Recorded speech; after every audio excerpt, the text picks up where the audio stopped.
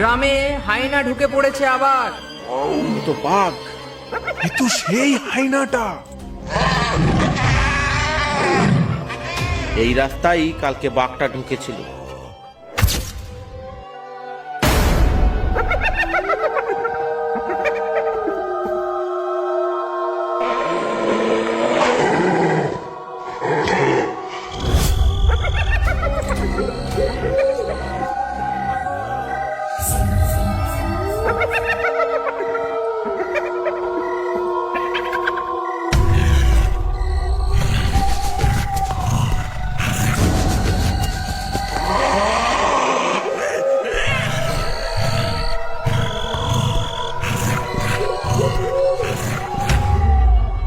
ওই দেখ বাদল, আজ আবার হায়না ঢুকে পড়েছে গ্রামে।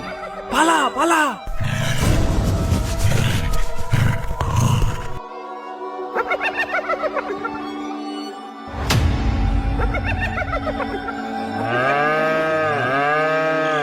গোয়ালে গরুগুলো এমন চিল্লাচ্ছে কেন বলো তো? ওই দেখো, কেউ মনে হয় হাসছে। চোর ঢুকেছে মনে হয় গোয়াল ঘরে, বুঝলে, আমাদের গরুটাকে চুরি করতে। তুমি যাও তো একবার দেখে এসো তো।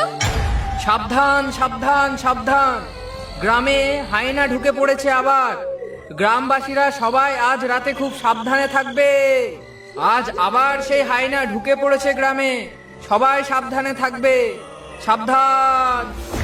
দাঁড়াও, বাইরে যেও না এখন। রাত প্রহরী কি বললো শুনলে তো? কিন্তু এখন তো সবে সন্ধে, এর মধ্যেই হায়নার উৎপাত শুরু হয়ে গেল। দেখো গরুটা কিভাবে ডাকছে, মনে হয় আমাদের গরুটা আর বেঁচে নেই। আমি বলি কি, এই গোসাবাতে আর নয়, চলো না আমরা ধামাখালির দিকে কোথাও ঘর বাঁধি। আমার না তোমাকে নিয়ে খুব চিন্তা হয়। এমনিতেই সুন্দরবন বাঘের দেশ, তারপর আবার হায়নার উৎপাত। আরে তুমি চুপ করো তো রিনা, আমি জন্মেছি সুন্দরবনে আর মরবও সুন্দরবনে। সুন্দরবন আমার মাতৃভূমি যে। তবুও শুনেছি বাঘের চেয়েও ভয়ঙ্কর ভাবে মানুষকে মারে ওই হায়নাতে, গায়ের চামড়া ছিঁড়ে ছিঁড়ে খায়। হ্যাঁ, এটা তুমি ঠিক বলেছ রিনা। বাঘ শিকার ধরে ঘাড়ে কামড়ে, তাতে মানুষ সহজেই মারা যায়। কিন্তু হায়না, হায়না মানুষকে বাঁচিয়ে রেখে একটু একটু করে সারা শরীরের মাংস ছিঁড়ে খায়। দেবুদা দেবুদা, রতনকে রাস্তায় একা পেয়ে হায়নাটা টেনে নিয়ে গেছে মনোজদের বাগানে। তার ছেঁড়া ভোড়া দেহটা বাগানের এক কোনায় বিশ্রী ভাবে পড়ে আছে। তা মরু, কখনের ঘটনা এটা? এটা ঘন্টাখানেক আগের ঘটনা। রমেশ আর ভূপেন তোমাকে ডাকতে পাঠিয়েছে। লাশটা এখনই দোবাকির চরে পুঁতে আসতে হবে। সবাই মিলে একসাথে না গেলে হায়নাটা হয়তো আমাদের উপরেই আক্রমণ করতে পারে। তাই এখন কোথায় যেতে হবে? ওই দোবাকির চরে? তাছাড়া এখন আর কোনো উপায় নেই গো দেবুদা। চলো, বেশি দেরি করলে হয়তো শিয়াল কুকুরে লাশটা টেনে নিয়ে যেতে পারে। শোনো না, এই রাতে তোমার যাওয়াটা কি ঠিক হবে? কি বলছো রিনা তুমি এসব? আমাদের গ্রামের একটা ছেলে দুর্ঘটনা ঘটেছে, সাহায্য করাটা তো আমাদের কর্তব্য। তুমি কোনো চিন্তা করো না, কাজ হয়ে গেলে আমি জলদি ফিরে আসব। এই চল মরু। চলো দেবুদা চলো।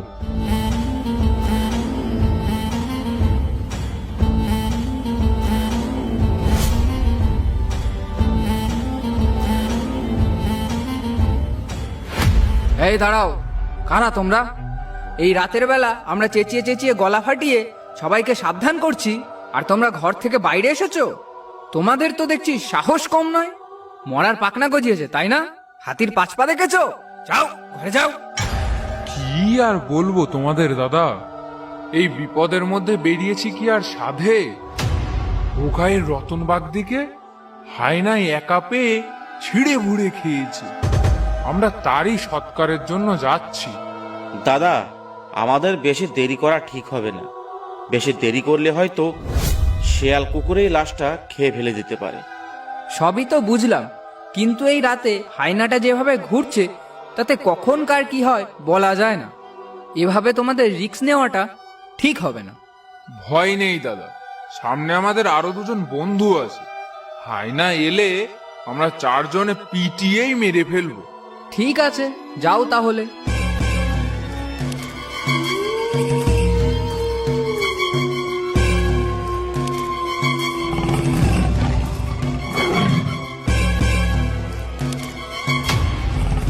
রতনের লাশটা তো এখানেই ছিল। কি যেন একটা চলে গেল লেজ নাড়তে নাড়তে, দেখলি? আর ভূপেন আর রমেশ কোথায়? ওরা দুজনে তো এখানেই দাঁড়িয়েছিল। ওসব বাদ দে, তুই লাঠিটা শক্ত করে ধর আর চল আমার পিছন পেছন। গিয়ে দেখি ওটা কোথায় গেল। যদি ওটা হায় না হয়, আমরা দুজনেই ওকে পিটিয়ে মারবো। দেবুদা, একবার ভূপেন আর রমেশকে ডেকে দেখলে ভালো হতো না? সঙ্গে লোক বেশি থাকলে আমাদেরই তো ভালো হতো। ভালো তো হতো, কিন্তু বেশি দেরি করলে বেটা এখান থেকে পালিয়ে অন্য পাড়ায় ঢুকে পড়বে। তার থেকে চল এখনই ওর ব্যবস্থা করা যাক। মনে হয় ও বেশি দূরে যায়নি। চলো তাহলে, তোমার যখন এতই সাহস।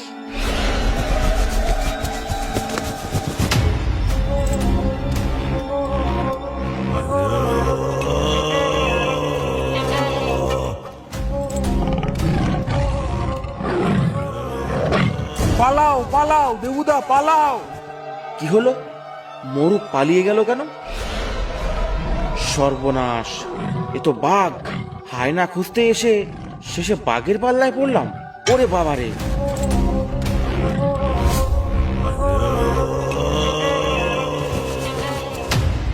কিরে মরু, তুই আমাকে ফেলে ওভাবে পালালি কেন? যদি আমাকে আজ বাঘে খেয়ে ফেলতো? আরে দেবুদা, তার জন্যই তো আমরা সবাই মিলে যাচ্ছিলাম তোমাকে বাঁচাতে। তুই তো ভালো মানুষ না রে, বিপদের মধ্যে এভাবে ফেলে পালাস। তোর সঙ্গে আর কোনোদিন কোথাও যাব না, মরে গেলেও। আর ভূপেন, তোরা এতক্ষণ কোথায় ছিলি? আর বলো না দেবুদা, আমরা রতনের লাশের পাশেই দাঁড়িয়েছিলাম, কিন্তু হঠাৎ করে ওখানে একটা বাঘ চলে আসাতে তখন কি আর করব, লাশটা ফেলে পালানো ছাড়া আর তো কোনো উপায় দেখলাম না। তাহলে এখন কি করবি? রতনকে তো বাঘটা মুখে করে নিয়ে পালিয়েছে। এতক্ষণ তার আর কিছু অবশিষ্ট নেই। ওই বাঘের থেকে দেহটা ছাড়াতে গেলেও কিছুই পাবো না। আমি বলি কি দেবুদা, কাল সকালে একবার মোড়লের সঙ্গে কথা বলে দেখলে হতো না? কিছু করা যায় কিনা? তাহলে এখন যাও, যে যার বাড়ি যাও।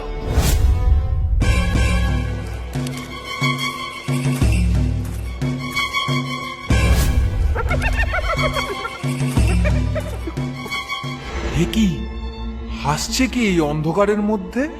আবার ভূত টুত নয় তো?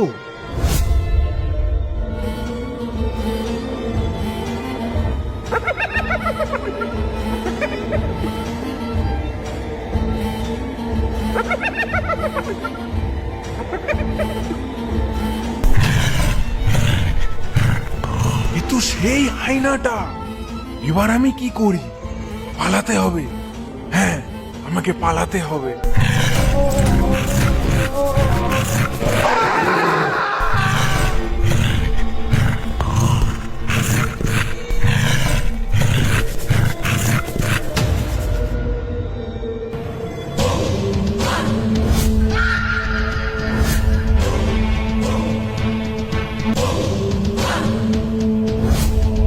এ কি সকাল সকাল এখানে এত লোক কিসের? এই একটু শরৎ তো দেখি, কি হয়েছে? এ কি, এ তো মরু। এর এই অবস্থা হলো কি করে? এই ভূপেন, কি করে হলো রে এমন অবস্থা মরুর? আমি কি করে বলবো বলো তো দেবুদা, আমি সকালবেলায় যাচ্ছিলাম মোড়লের বাড়ি, যাওয়ার পথেই তো দেখলাম মরুর এই দশা। চল তো মোড়লের বাড়ি। এভাবে একের পর এক গণহত্যা হয়েই চলেছে। আজ কিছু একটা করতেই হবে। তাই চলো দেবুদা, তাই চলো।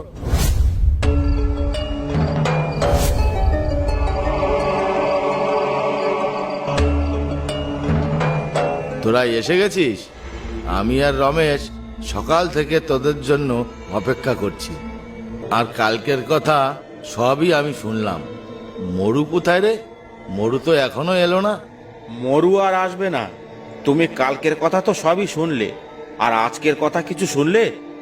কেন, আজ আবার কি হয়েছে? আর মরু আসবেই বা না কেন?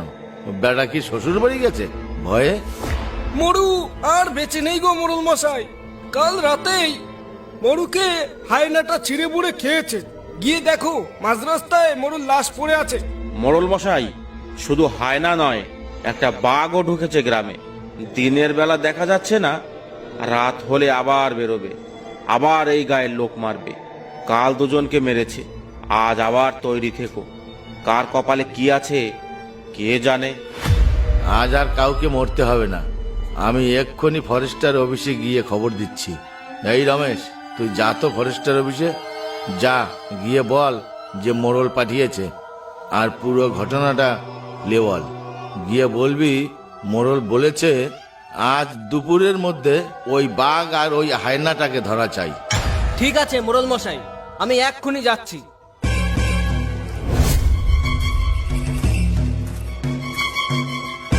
নবীন বাবু, খবর এসেছে গ্রামের উত্তর দিকে একটা হায়না ঢুকে পড়েছে। তুমি চলো আমার সঙ্গে। স্যার, স্যার, আমাকে মোড়ল মশাই পাঠিয়েছে। গ্রামে হায়না ঢুকেছে, আর সেটাকে ধরার জন্য, তাই তো? স্যার, গ্রামে শুধু হায়না নয়, আরো একটা বাঘও ঢুকেছে। আর হায়নাতে কাল দুজন গ্রামের নিরীহ লোককে মেরেছে। মোড়ল বলেছে আজ দুপুরের মধ্যে ওই হায়না আর বাঘটাকে ধরতেই হবে। নবীন বাবু, বন্দুকটা নাও তো, চলো সোজা মোড়লের বাড়ি চলো।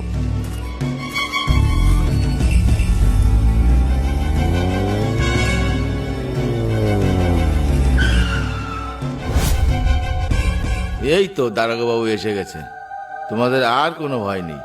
মোড়ল, আমার সঙ্গে দুজন লোক দিতে হবে জঙ্গলে ঢোকার জন্যে। এই দেবু আর রমেশ, তোরা দুজনে যা তো ওই দারোগাবাবুর সঙ্গে। দারোগাবাবু যা যা বলবে তাই তাই করবি। ঠিক আছে মোড়ল মশাই, আপনি একদম চিন্তা করবেন না। চলুন দারোগা বাবু, আমাদের কোথায় যেতে হবে নিয়ে চলুন। তুমি আমাদের আগে নিয়ে চলো, কাল যেখানে বাঘটাকে দেখা গেছে। তাহলে চলুন দারোগা বাবু, তোমাকে সেখানেই আগে নিয়ে যাই।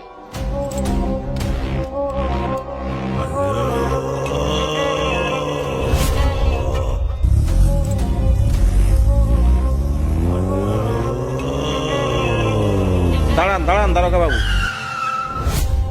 এই রাস্তায় কালকে বাঘটা ঢুকেছিল। আমরা তার পিছুও নিয়েছিলাম, কিন্তু ভয়ে কিছু বলতে পারিনি। নবীন, বন্দুক লোড করো, আর তুমি আগে আগে চলো।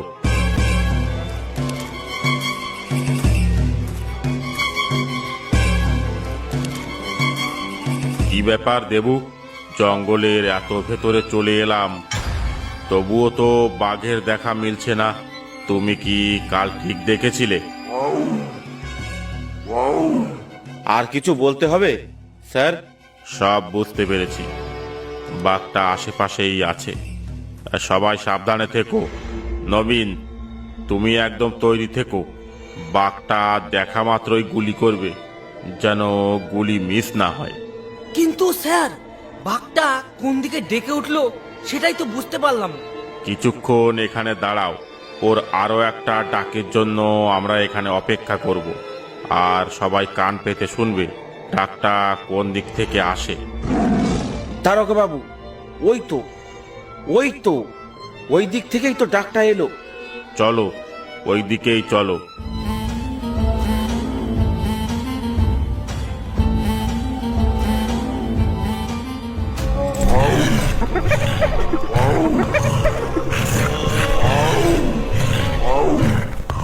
দেখুন দারোগা বাবু, দেখুন, বাঘটা এমনি এমনি ডাকছিল না, ওই হায়নাটাকে দেখেই বাঘটা ডাকছিল।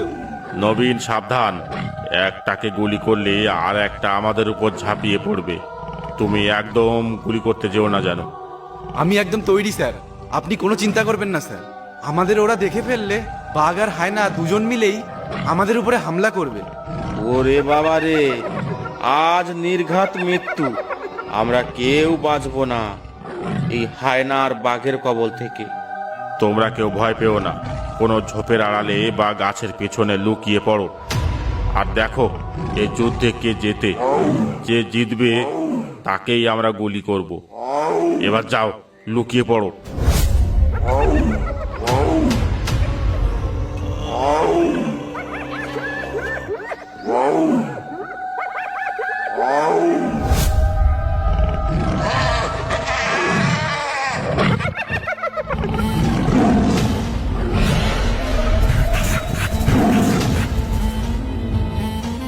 দারোগা বাবু, হায়নাটা তো একেবারেই কুপকাত হয়ে গেল। সুযোগ বুঝে বাঘের মাথায় গুলি করবে নবীন। দেখো গুলি যেন মিস না হয়, তাহলে আমাদেরই ভবলীলা কিন্তু সাঙ্গ করে দেবে। একদম সাবধান। দারোগা বাবু, বাঘটা মনে হয় মারা গেছে। কাছে গিয়ে একবার দেখুন তো।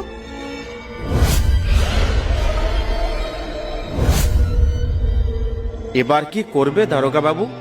বাঘটা এখানেই থাক। এই হায়নাটাকে নিয়ে চলো তোমরা থানায়। আর এই বাঘটার জন্য থানায় গিয়ে আমি গাড়ি পাঠাচ্ছি। এ বাঘটাকে তোমরা দুজনে মিলে তুলতেই পারবে না। ঠিক আছে বাবু, আপনারা আগে আগে যান, আমরা হায়নাটা নিয়ে থানায় যাচ্ছি। ঠিক আছে, এসো তাহলে।